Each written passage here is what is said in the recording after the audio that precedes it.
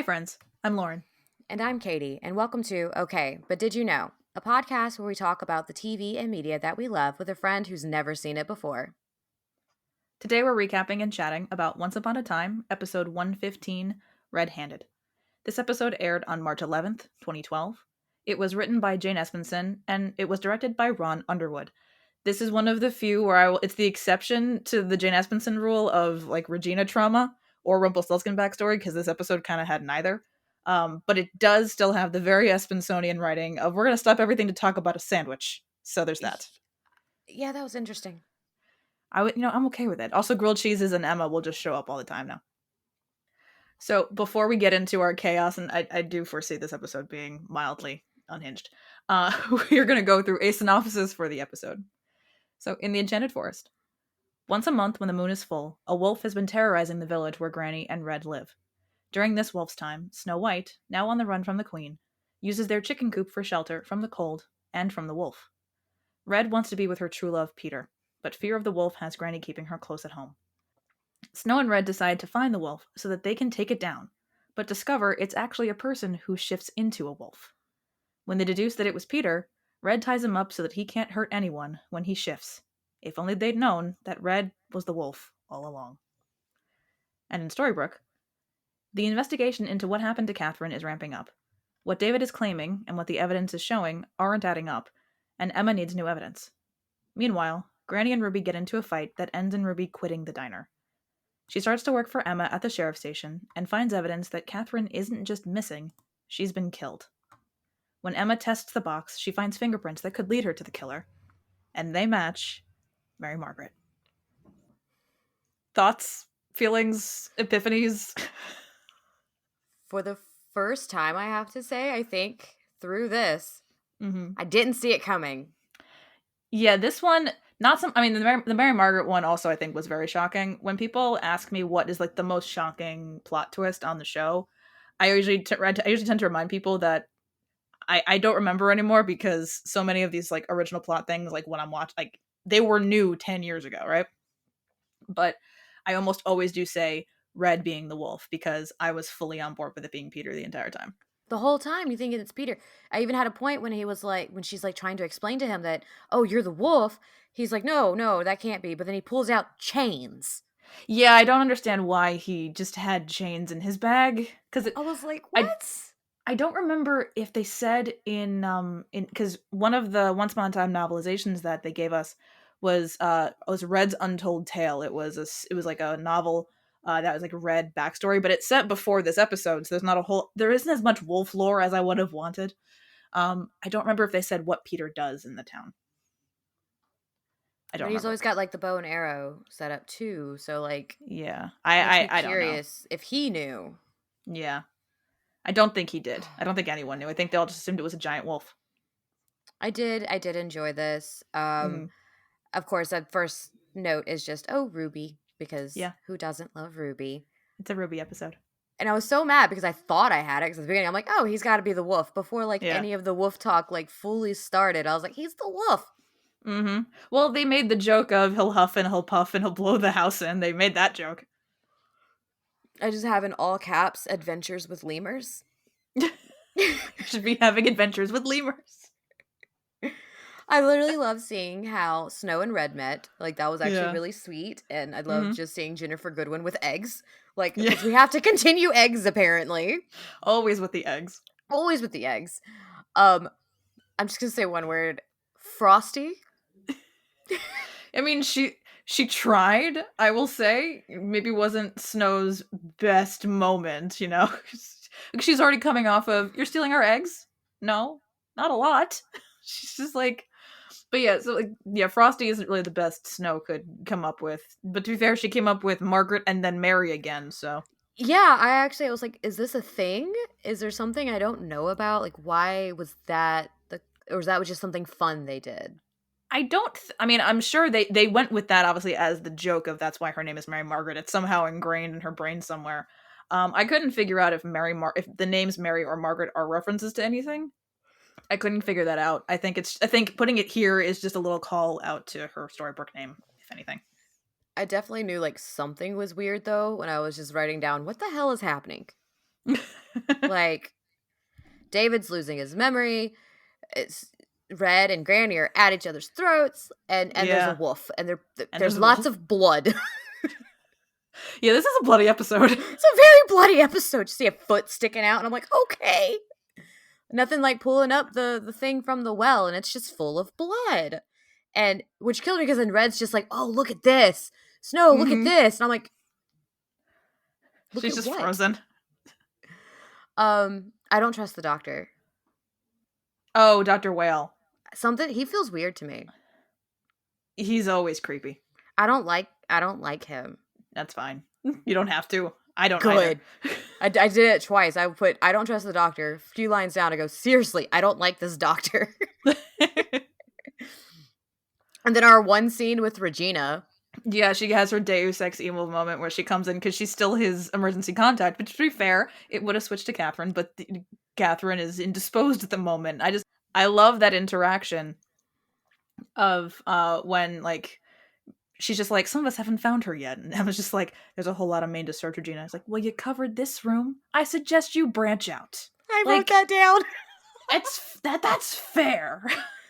I wrote that down. I just went, snap, Regina, because that makes sense. But at the same time, I'm like, Regina, calm down. She's with somebody she just found in the woods. Who Yeah, also but you still, think is like the main suspect. exactly. I mean, there is also that aspect of Regina knows why he's the main suspect because she printed out the phone records, but still. Mm-hmm. Of course, my obligatory all caps, what's in the box? I sent Lauren the gift today after I watched it, because I watched everything today. It's nice and fresh. And Yeah. as I'm watching this scene, I'm just sending the gif from 7 of what's in the box? And we discovered we have very different brains. We did, well, because we realized, because when you made that reference when August shows up with the typewriter box, I had said that it reminded me of, I thought you were referencing something. We were referencing two entirely different things, because you were referencing 7, and I was, in my brain, what it was the Vogue interview that Gwendolyn Christie and John Boyega did with, like, the mystery box, where they had to, like, stick their hands in, like, to a box that they can't see, and, like, and figure out what's inside of it. It's just Gwendolyn Christie going, like, I've done a lot of things in my life that I feel were insurmountable, but none of them were as terrifying as discovering what's in the box. As she's like touching like a Porg plushie. There were a lot of caps in this set of notes because, well, this twist got me. I didn't get it this time. That's gonna eat me up a little bit. Well, this is why I told you to not look at anything that I'd written before you watch this one. I wanted this one to be fresh. It's very fresh. Because then I just wrote in all caps, "Excuse the fuck out of me," and then just, "Oh, she ate him." She ate the only boyfriend she's ever had. Oh my god! But then, oh god! And then it's just all caps. Everything's in all caps. I'm just yelling at this point because I'm sitting here watching this, being like, "What the fuck am I watching?" Just went, "What about lemurs? Emma was my lemur." Yeah. And then a fucking human heart. What the fuck? That's my notes. This episode was a lot, like, especially coming off of the last episode where there was like no plot. This one's a lot on top of each other. But I'm just sitting here, just lemurs, human heart. Red's a werewolf, and she ate her boyfriend, and I'm just sitting here like, what is happening? Oh, and what's in the box? I do like the twist of Red Riding Hood being the big bad wolf. I think that's a very cool twist on the story. That's such a cool twist on the story. That was so cool. I absolutely loved it. It made it more interesting because if it was just her boyfriend, I'm like, oh, that sucks. And it gave her red cloak a story. It did. Well, the red cloak, apparently, according to the wiki, it's one of the fun facts that I pulled out. 'Cause there weren't too many fun facts for this one, because a lot of our unhinged commentary is going to be stuff that came out of Lauren's brain and not off the internet. The cloak usually, but still, no, but like some of it has nothing to do with the episode. Let's be real here.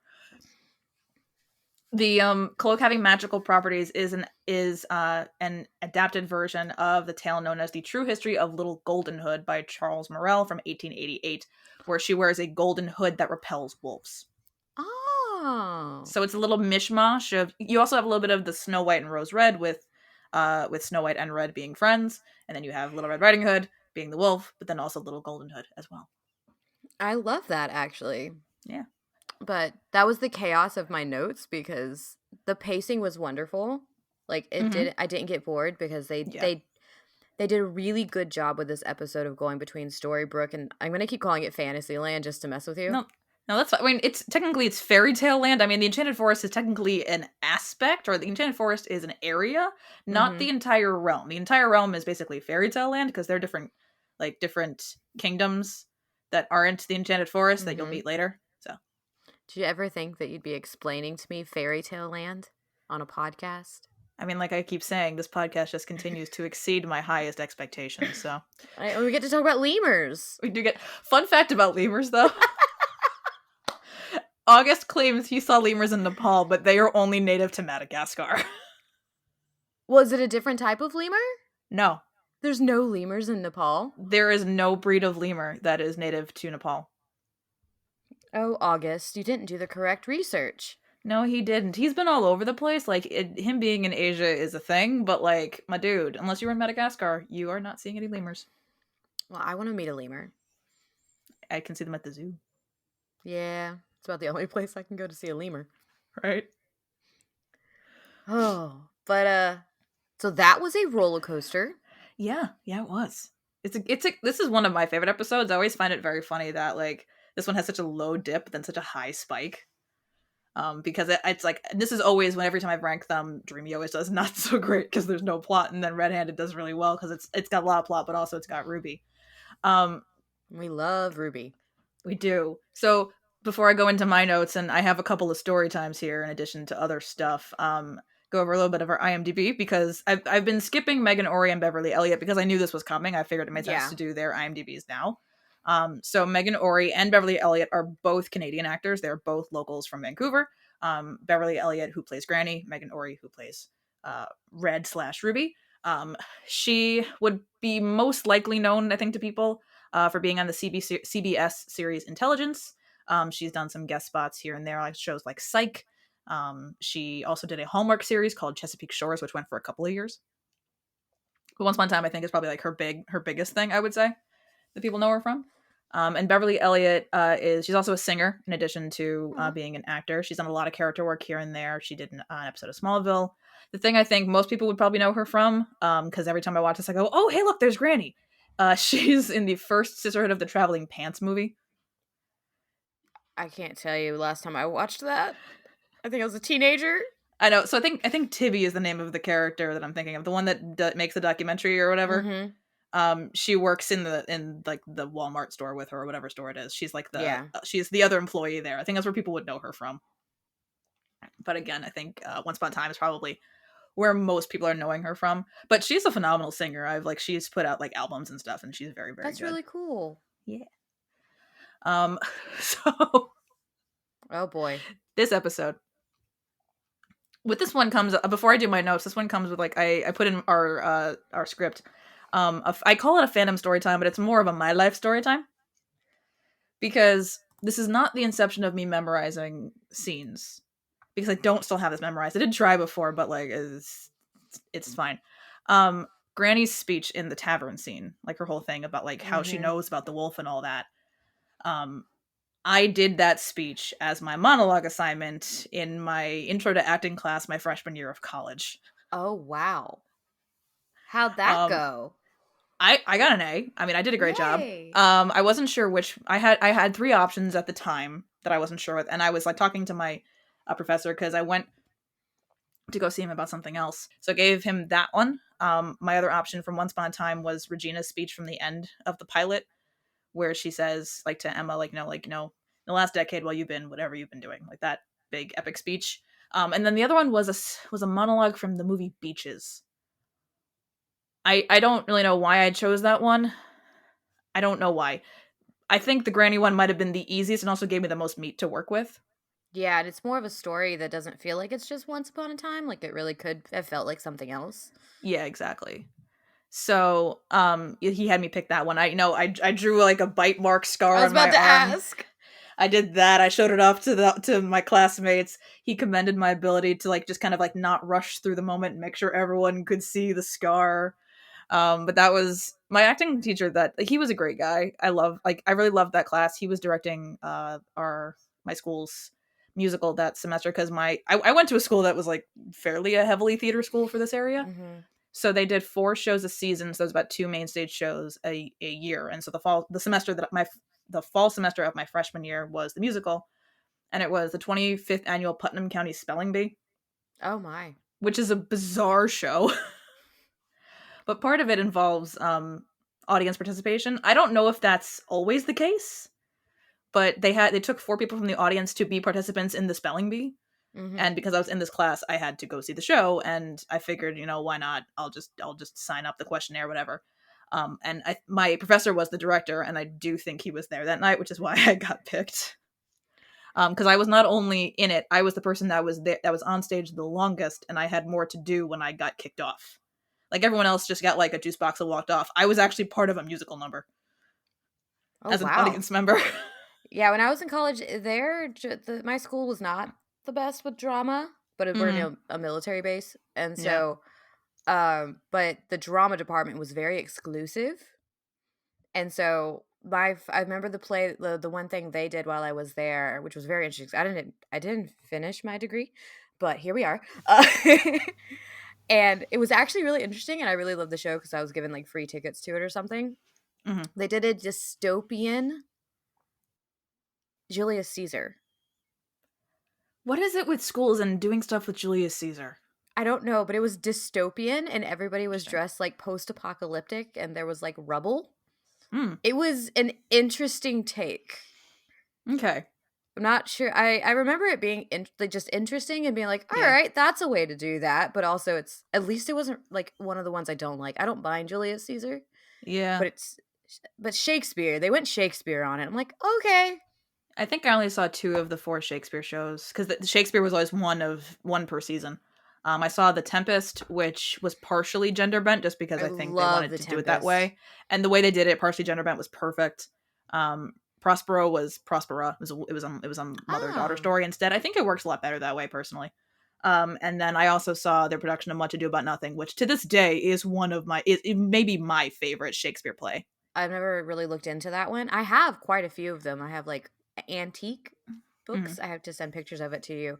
Yeah. They're from like they're not antique. They're more from like your late 1800s, early 1900s, which is still pretty old antique wise, but they're absolutely beautiful. But I think I've got like Midsummer, The Tempest. I'm pretty sure. I saw Midsummer's Night Dream also. So I saw 3 out of the 4. I love Midsummer's Night Dream. I think that one's my favorite. I hate Romeo and Juliet. Yeah, I'm not a big fan. Hate Romeo and Juliet. I just realized the one that I didn't see. What? Was the entire gender bent Julius Caesar. Oh, that would be hilarious, though. That's the one I didn't see. Oh. I think that might have been my senior year, which is why. Because I was only there half the year. Alright, so let me go through some of my notes. I also wrote down I should be having adventures with lemurs. Again, from that scene, which I love, when Granny says to her, one thing, Liza, you dress like a drag queen during Fleet Week. And she goes, and you dress like Norman Bates when he dresses like Norman Bates' mother. That was an interesting interaction. That was quite the interaction. And I'm just like, I like looking at grannies because I love that in the evening they put out candles and put tablecloths and everything. And since we see afterwards that conversation happens, we see Mary Margaret and Emma walking down the street because I wrote down, why are you having this conversation in the street? You live in the same apartment. Like, just go into your house. But they had to go see Ruby, obviously.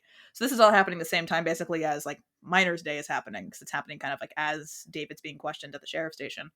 So this is all kind of happening at the same time. But I do like the shift of, like, daytime to nighttime. They put tablecloths down. That's how you differentiate that it's the diner at night. It gets fancy. It does get fancy. But on the topic of Granny's Diner. Yay. Because... I put in our script because I found this on the wiki, and I will put the link in the show notes to the Granny's Diner page. Granny's menu. I see that I can do the You can open it if you'd like to look at it, you can. The prices are nuts in that they haven't changed since 1983. $2.79 for a lobster roll? That's the thing I was texting you about earlier. Because, okay, so I did look this up. Because this is the thing that I latch onto. Like, not even like the $1.39 for cocktails kind of thing. Like, $2.79 for a lobster roll. Like, yes, this is Maine, but like, Granny is severely underselling her product. Because I looked this up. I found an article from the New York Times from 1985 that lists the price of a lobster roll from, like, this person was like doing like a food tour of Maine. So in 1985, the average price that they listed was $5.75, which by today's money would be about $15, roughly. Explain to me how this steak dinner is more expensive than a Bob's Burger. Yeah, I don't know. Well, because the prices haven't changed. Like we say, the technology adapts and changes and things. Granny's prices haven't changed in 28 years. I'm so sorry. You were on a tangent, but then I saw the price of the steak dinner, and I'm like, hold No, you're on a fine. second. You're fine. So yeah, so $5.75 in 1985, so 1983 roughly would be about $15 by today's money. So I did this in the most complicated way possible for some reason. So I took the price of a lobster roll today, based off of the town that I go to in Maine, because I found someone took a picture of their menu from last year, so it had last year's price. It's just close enough. So it was they were selling a lobster roll for $23.95, which is a lobster roll and a bag of chips. My goodness. It's a really good sandwich, though. So subtract $2 for the chips. So let's go with $21.95 for the lobster roll. In 1983's money would have been $7.47. So she is underselling by at least $5.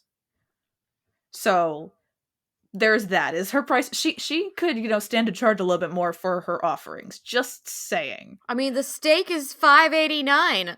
Exactly. I mean, it's the joke that lobster is so plentiful in Maine because it is, but it's still expensive because they want to make it expensive. But like, I did just look out of curiosity to the place that I go to in Maine because I found another photo of their menu from 2012. In all fairness, though, the price of the lobster roll has only gone up $5 in 11 years. Okay, that's not terrible when you think No. of inflation, like Exactly. on a whole front. Yeah, because like their lobster roll plus a bag of chips in 2012 was $16.95, and it was $23.90. It was like $23.95. But how roughly. is the Cobb salad and the grilled cheese more than a lobster roll? Yeah, I don't know. We'll put this on our Instagram and everything for sure. Like I'll make pretty graphs and everybody can There you see. go. We'll make pretty graphs. The fried scallops are only $3.19. How? Oh my god! I'm sitting here. I don't drink anymore. I'm sober, but I'm like, wine for $1.99. A cocktail is at $1.39. A cocktail. Exactly. Can you imagine? These prices are great. I want to go to Granny's. These prices are amazing. You can't find these prices anywhere ever. Dude, I'd be so hyped up on like coffee or something. 79 cents for a coffee. 69 cents for an iced tea. Like, what's the difference between a cola? Wait, what? You got soft drink, cola, soda. Those are all the three the same things. I mean, they are. I also copied this from the wiki, so I mean, this could just be them misreading things. I don't know. One of these days, there'll be a screenshot that I can just grab. Like I'll be paying attention enough and just see. Oh, I can see the menu well enough. We're gonna stop this. But I mean, one could conceive that soft drink versus soda would be like a fountain beverage versus a bottle if they have those. Okay, fair. Even though there's the same price. And also cola. To be fair, at some point we do see someone get Granny's takeout with a glass bottle, so that is something that she sells. Oh, okay. And glass bottle is going to cost a little bit more. But to be fair, there's no difference in price unless you just. I meant with the cola, if it's in a glass bottle, it's 99 cents. So that makes sense. I think in the exact situation, it was a root beer. So a dark soda. A dark soda, yeah. A dark soda. But now that's our tangent on Granny's Diner, because I just love these prices. Well, we did the same thing with Bob's, but we get to see the entirety of the Bob's menu every time we watch it almost, because you see Teddy sitting there and you can see the menu behind Teddy. Yeah. And apparently I need our writers of shows to study the cost of things. Of literally anything. Of literally anything. Oh my god. Because I mean, can you imagine? This is such a cheap date. Oh, right. This is the cheapest of cheap dates. Maybe this is why in the fan fiction community just everyone decided that we just go to Granny's all the time, because it's far cheaper than anywhere else in town. This is why Granny's is so packed. Oh, yeah. This is why Granny's like, we're getting a lot more customers. Yeah, because you're not charging anything. This is why everybody comes here to eat. Why go to get groceries when you can just eat at Granny's? Exactly. Why? I don't remember if it was in this episode or if it was in Dreamy. In the background of one of the episodes we see, because it could be either one, because I remember just being a nighttime scene at Granny's. There's an extra. There's a couple of extras that are these two like slightly older people that Mm-hmm. we'll see them in close up, I think, in season 2, possibly, because they do kind of stay as background characters. That they're meant to be modeled after Carl and Ellie from Up. Well, now you're gonna make me cry. But they're together. It's fine. That's so cute. They're together. I have one problem with this menu. Where's the pie? Where's the pie? It could be on a special. There were some specials that I didn't copy. Okay, because I'm sorry, you can't have Granny's without pie. She does have pie. I'm so. saying that she has pie. It's like you actually see it in multiple scenes when they're fighting and like when they're talking at the end and everything. We see like the dishes with the pies, constantly, and I'm like, and Henry asked for a slice of pie. That he does, among other things. Among other things, Emma's just like, he ate at school. Don't get him food. Don't get the child things. I do love that they're locking the book up now at the sheriff. They've now learned, like, we're not wearing it underground. We're just gonna keep it. Like, yes, she might know where it is, but at this point, it's clear she's not looking for it. Exactly. So they can lock it up, which is always good. Okay, so that's a crazy menu. It's a great menu. That is hilarious. Oh my goodness. I see something about the curse. Yes. So I did want to talk a little bit about, like, the Granny and Red's relationship is very indicative of this. In that the curse is meant to rip people from their loved ones, right? That's kind of the idea. You're ripped away from your happy endings. You're ripped away from that which makes you happy. Yet Granny and Red are still smushed right up against each other. Mm-hmm. I like that in still keeping with the curse kind of tears you apart. Their relationship is what's being torn apart. Like, they're still together. Like, unlike Snow and Charming, who cannot be together for a multitude of reasons, or I guess Margaret and David. Granny and Ruby are still together, but their relationship has just always been tumultuous, and you kind of see that in the pilot, especially when Emma walks into the B&B and they're fighting walking down the stairs because, like, you know, Ruby's like, I should have moved to Boston, and Granny's like, I'm sorry, my heart attack interfered with your way to sleep your way down the eastern seaboard. Like, yeah, I remember that. So, like, it's just, Granny does not hold back. No, she doesn't. I love her so much because I love Granny. I love Granny with the crossbow. Yes, I love her so Granny's much. Just Granny like, with the crossbow. I got silver tipped. Take her down. Her silver tipped arrow. Granny. She's just so. But, like, also, I would just like to put this little thought in your mind. Granny still has some of her wolf senses left, right? Yes, she could smell her. She owns a hotel. Oh, Granny. That poor woman and the things she's had to hear. Hear, smell, clean. I mean, well, they don't get too many visitors, at least, but I'm sure people use the hotel. She's been hearing those Saturday council meetings for at least 10 years. Oh, with like the hearing of a dog. Oh, poor Granny. Now you see where I'm going with this. We say poor Granny, but we don't know what Granny likes. Yeah, that's true. We don't. But so you did, so that's my thing about the relationships kind of being tumultuous, because you'll see that, and obviously this is the curse breaking, is it's weakening. Yeah. Their relationship is getting mended by the end. Then Red spends so much time with Emma, like close time with Emma, and then look, they end up making amends, and it kind of works out. Exactly. Well, I mean, you said, you're like, why with the last episode, Emma's clearly busy, so why doesn't she just hire someone? She hires someone very briefly. Very briefly, until, you know, she finds a human heart. Yeah, it's a one day, but you know what, Ruby did a good job, although I will say, of the things that Ruby did, I did look this up out of idle curiosity, her advice to Miss Ginger to throw a vanilla wafer at Pongo and he'd go away is not good advice.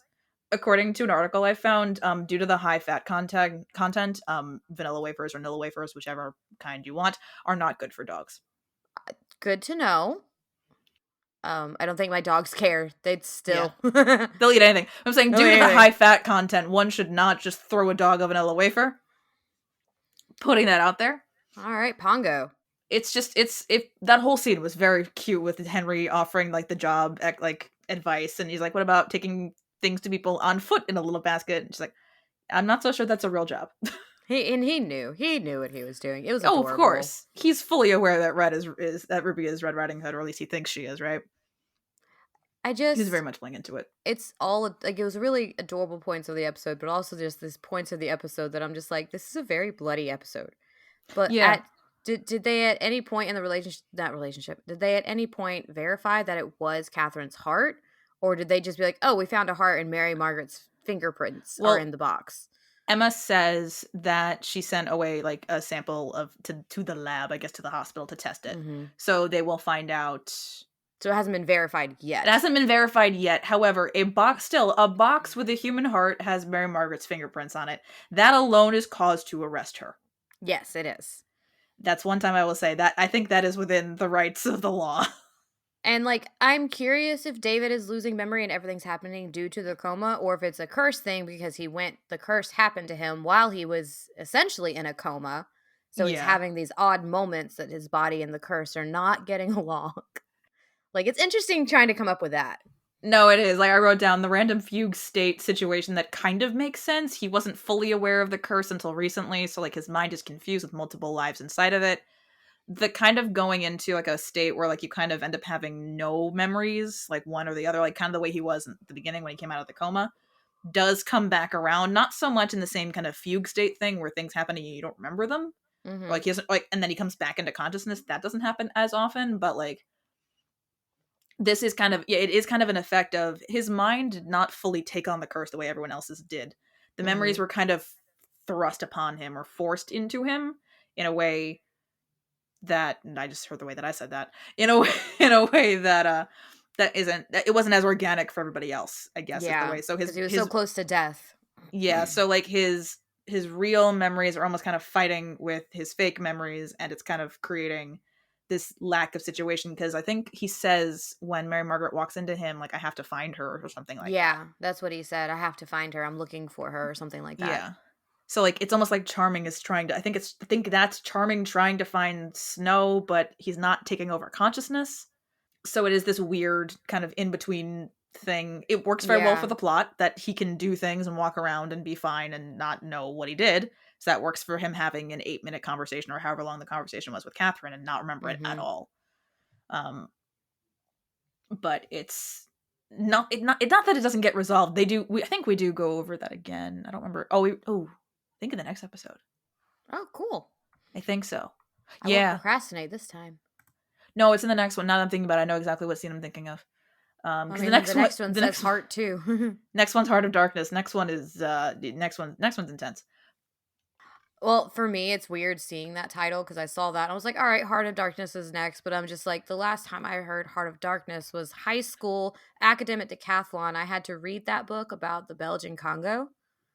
Yeah, I can promise you it is nothing not like to that. Do with the book. Nothing to do with that book. That book was not, nope. Mm-mm. No, it wasn't necessarily a good time for anybody, I don't think. Like, I think it's historically important, but at the same time, nope, I'm good. Don't want to reread that. Mm-hmm.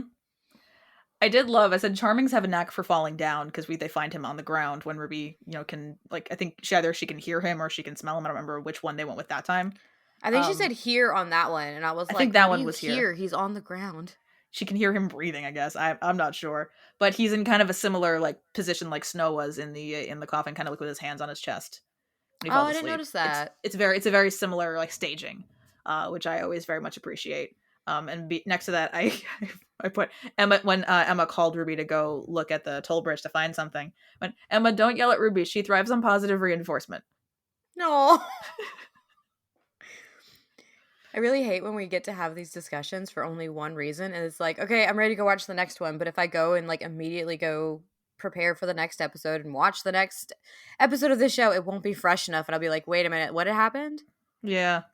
So like not being able to binge is actually hard right now because I want to know what happens next. I know. Like, watching it like this, I've said it before, I think watching it 1 week at a time, we're almost to the point where I have experience watching it one episode at a time. I think we're 2 episodes left before I will have, we'll have caught up to where I had started watching as a child. Or as a teenager, I should say. Because I think you get more of the world building this way. You get that more excitement of it. Like, with so much of the binge watching culture that we have now, Mm-hmm. It's there are some shows that are just not designed for it, and I do stand by Once Upon a Time is not a show that is designed for binging, even though No. it is exciting to get to know every like the next thing that's going on. But it so much they explained so much. Like I was thinking about this before. I feel like now that we're this far into the first season, we're like really into the show. Yeah. I feel like we're really into the show. Like when we got into Bob's Burgers, like we got through season 1 so quickly. So by the time we got Yeah. into season 2, I felt like we were really into it. But like now, I feel like we're really like we're getting past kind of like that expository, we're explaining how things are working thing.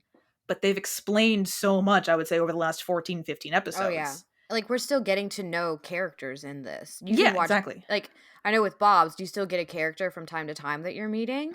Yeah. And it's kind of like, okay, this is another introductory of a new character, but like you've already Hmm. been introduced to so many regular characters in Bob's. You're already starting to have like relationship. We're in season 3. You're already having Yeah. like relationships like with these characters of like, oh my god, I love this character. I love that they Yeah. do. You're starting to like other characters more and dislike others more. Like you're really you're getting a relationship with the characters now Yeah. because we're in 3 seasons in. Yeah. And I feel like at this point, like at least with our main cast, and like there will be a few more people that you need to add on, kind of like what I call the 5-man band. It's Mhm. really not their real 5-man band isn't really, I would say, solidified until the beginning of season 3. I would say, because we have one more character to introduce, and stuff has to happen, and then they can all kind of come together, and then you kind of stop having that. Okay, this episode's going to focus on this main character. This one episode's going to focus on that main character. The plot is going to kind of be a little more cohesive and less splitting like Okay. people's times, because the 5-man band kind of all stays together for a while. But I say with Once Upon a Time not being designed for binging, because it effectively was, and it was written for a time Mhm. where it was appointment viewing. You would sit at your on your couch or in your room on Sundays at 8 o'clock. Yep. And I remember that's living like that. like that's what she did. And I mean, in my case, I would like tape it to make sure that if I missed the first few minutes, because we had a TiVo on one of our TVs. Are you old enough to remember when you actually had to tape things? Yes, I am. Okay, okay. Because I'm sitting here and I'm like, I remember having my VCR set up to record like Disney movies or something. I remember having that, and so like, oh, because then you had to be like begged, like, do we have a VHS in the house that no one Hmm. cares if it's recorded over? Yeah, Which was the task of finding something that you could record over. Because if you yeah. recorded over something of your parents, run. This is going to be very indicative of my personality, and I think you'll appreciate this. Oh, fun. We had a VHS Uh-huh. of of the taping of the original airing of the 1999 version, Wonderful World of Disney version of Annie. The one with Victor Garber, Audra McDonald, Kathy Bates. I Yes. loved. To this day, that's my favorite version of Annie. Same. Same. The Carol Burnett one is not without its charms. However, that one's still the best. I watched that tape, that taped recording, Mhm. once a day for I love Annie. months maybe. Which neurospicy brain, we get it. To the point where Same. I had the commercials memorized. That was always the fun part of like trying to record to fast forward perfectly in Hmm. the commercials if you felt like doing it because Yeah. not all of us had remotes. No. But no, that is the best Annie. I wholeheartedly agree. Oh, Like 100% it is. for us with VHS, we always thought it was funny because we went without cable a lot. I am a PBS child. Like we had Hmm. eventually like Disney, Nickelodeon, Cartoon Network, and all that. But I grew up on like Arthur and all the PBS shows Hmm. because even if we didn't have cable at the time, the antenna picked up PBS. There you go. But we also had the situation of if we didn't feel like doing like chores on a Saturday or something, but our parents were like, "You need to go do this." We Hmm. would be those kids and be like, "Can we watch one movie before we do this?" And they, of course, would Hmm. be like, "All right, fine. Watch a movie as soon as you're done with your movie." Because who wants to Yeah. argue with 3 children? You have to do your chores. Yeah. Tell me how the 3 of us always chose The Sound of Music. You picked the longest movie you possibly could. It was 2 VHSs because it's Yeah. so long. It had an intermission. It had an intermission. I have watched The Sound of Music probably the most times out of any other movie I've ever seen. I love that musical. We would watch The Sound of Music constantly. But I'm okay with that. I mean, Julie Yeah, Andrews, like, of course. It's she classic. raised me. Yeah. So should we go into some stats after? I don't even. Oh yeah. I don't even remember what we were talking about before we got into VHSs. I was talking about appointment viewing, but that's not the point. The point is, No. the show isn't designed to be binged because it was written for a time when binging wasn't a thing. That's the point I was making. Now let's do stats. No, we're just showing our age. We do that a lot. Because, like, my daughter, when she was born, she still did the phone thing where she has, like, you pretend you have a phone with your pinky and your thumb. Yeah. My son He doesn't do that, is does he? of the generation that holds their hand up to their face to pretend it's a phone. Oh, God. And it broke my heart because Aww. I was like, my daughter didn't do that. She still did the phone thing because my grandmother has always had an actual, like, landline Phone. as well as a flip phone. She just, like, in the last year got a smartphone for the first time ever. And so my daughter was always around that, so she actually knew to do the fingers. Nope, my 3-year-old does the hand palm. So you'll before we do stats, you'll appreciate this. Okay. We've said we'll do stats 4 times now. It's fine. I know. So my birthday we took a break. Not that there was a break for posting, but there was a break for recording because it was my birthday and it was Halloween and we wanted to give ourselves some time. It was my 28th birthday, which is the birthday that Emma turns. But at the beginning of the show, the number of people on my Once Upon a Time account that asked me, "Did a child show up asking you to be the savior and break a curse?" is hilarious. And at one point, I just posted I posted the picture with my birthday cake, like, "No kid shut up at my door asking me to break a curse or if he could have juice. I think I'm good." Okay. I didn't see anything like that, but I've been avoiding your TikTok. I know. With love. I just cannot handle another possible spoiler. I cannot. The thing that almost got spoiled for you, too, is just like... Why is that the one that's popped up? Because it's the worst. It's because it's like the juiciest spoiler because the... people on my live when I mentioned it, we were jokingly coming up with new ways to fill in the gap, and it was hilarious. Oh, what was it he said? Henry's father is, and then I scrolled. Yeah, the scene in question of a TikTok video that Katie saw was I believe it's from Manhattan. I'm pretty sure that's the episode it's from. So that's 2. I know it was Charming, and I think I think it's from Snow. 214. It's from 214. I think it's a scene of Charming and Snow or Mary Margaret David in their apartment, and it's David saying, "So Rumpelstiltskin is Henry's," and then she scrolled away. Yes, I scrolled away very quickly. I was like, no, don't want to see that. I closed TikTok and messaged you immediately. Because Katie really wants to know the end of that sentence. I do, but I was like, and like, I'm sitting there for a minute after I closed it, and I was like, I could have found out, but I didn't want to. I was like, nope, I need this to be, like, when it happens. Frankly, if you had heard the end of that sentence, it would have created more questions than answers. And that would have been a huge problem, because then you would just be sitting there going, I can't tell you. Exactly. What was your favorite thing that your TikTokers came up with that won't spoil anything or make it weird? This won't spoil anything. The Rumpelstiltskin is Henry's spin instructor. Which, while seeming like an extreme non sequitur, is actually really hilarious. That is so funny. Spin instructor. Oh, I can't wait for them to hear this, even though it's going to be a while. So, for the 5th time, shall we do some statistics? Yes, please. Okay. So, I don't think it's a surprise that I liked this episode. No, I don't think so. It was red, it was bloody, it was mysterious, and it was a roller coaster. Mm-hmm. So I did really like this episode, which is, of course, not a surprise. Yeah. So for character and personal, I gave it a 9. Okay. And plot, I gave 10 because finally I didn't predict it. It actually surprised me. Mm-hmm. And that's amazing for me. Because usually I'm like, oh, this is what's happened. And like I've picked up on it in the first so much of the episode. So I gave this a 28. Mm-hmm. Very nice. I gave this one a 10 for personal. It's got Ruby. It's that's all it needs is it's got Ruby. We're good. I gave it a 9 for plot. I think I don't really know. Honestly, I don't even know why I didn't give it a 10. I don't know.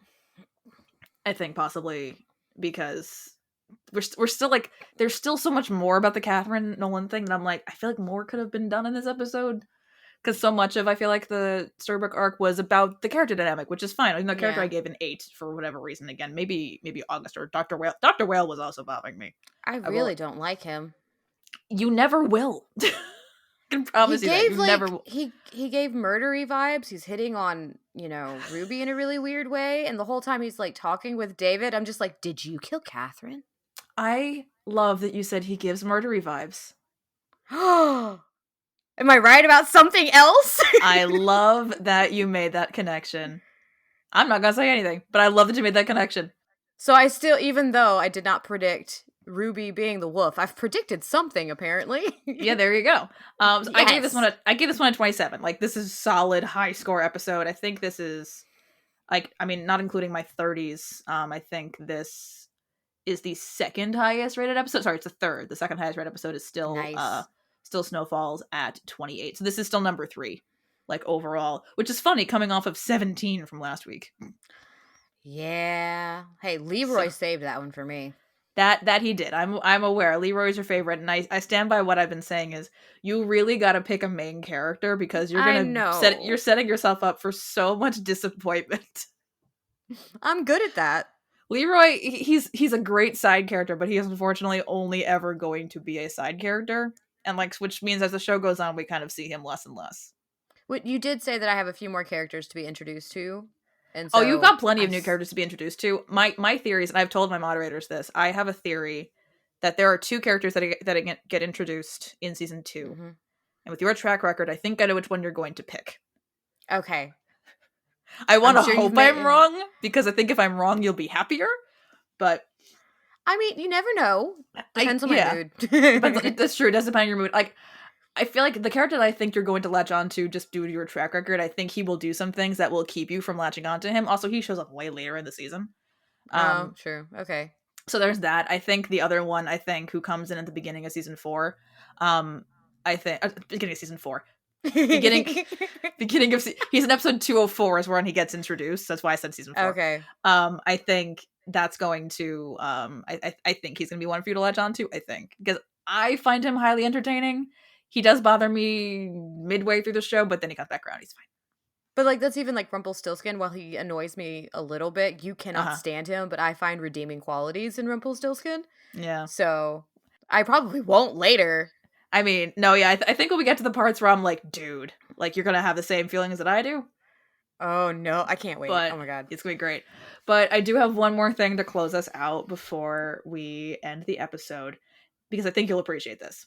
I've been clocking this because this is something that the fandom kind of started doing, and I didn't necessarily remember where it came from. Mm-hmm. But the whatever religion we're working with in the Enchanted Forest is polytheistic because this episode Yes, I've noticed. is the second instance where someone has said "oh gods" or "oh my gods" instead of singular god.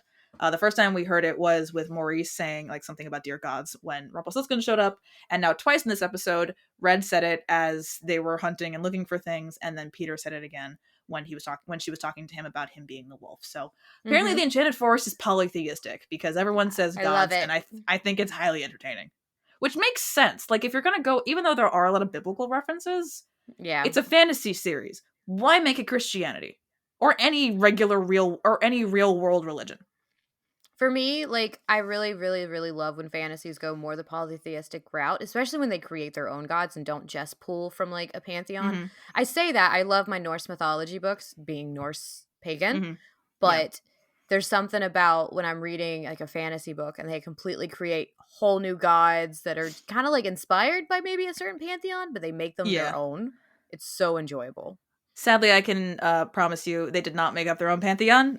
They are pulling predominantly from Greek and Roman mythology. I had a feeling it'd be Greek and Roman, knowing, like, Yeah. especially with Midas and everything else, it would be Yeah. more Greek and Roman. I'm still excited. I mean, because I grew up loving Greek, Mm-hmm. and like most of us did. Yeah. Greek was it. A lot of the LGBTQ community of our generation, we all had Greek mythology phases, Percy Jackson All of phases. us.